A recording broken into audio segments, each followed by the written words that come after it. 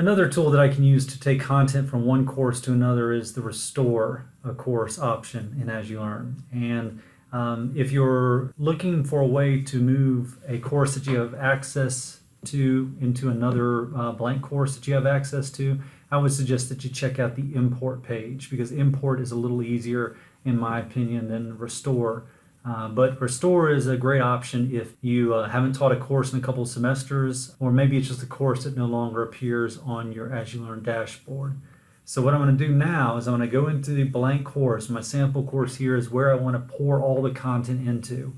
And then I'm going to select this gear menu up in the top right hand corner, and I'm going to come down to the restore link. I'm going to click there, and I have the option of either importing a backup file, browsing on my machine to find a backup file I might have, or the area here for your user private backups lists all the backups that you have stored in this area, and I'm going to select one of these. Notice also that I can come in here and download my backups from this user backup files area.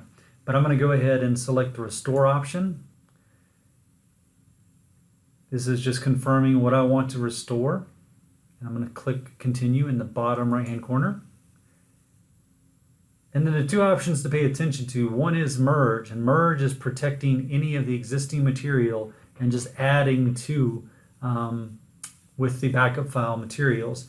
Deleting it deletes everything first from the course and then restores the backup file. This really doesn't matter in my situation. I have a blank course anyway, so I'm going to click on the delete contents. But this could be really important if you're trying to add to a course that already has some existing content in it.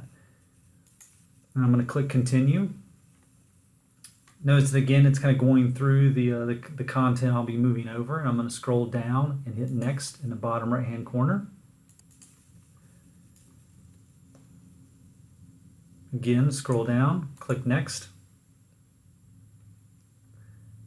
And this is my final step. Notice that if I feel like I'm going through this too quickly, I can always come back and click on the previous. But we've worked hard to try to choose the defaults that we think will benefit our instructors. So I'm going to scroll down to the bottom and click Perform Restore.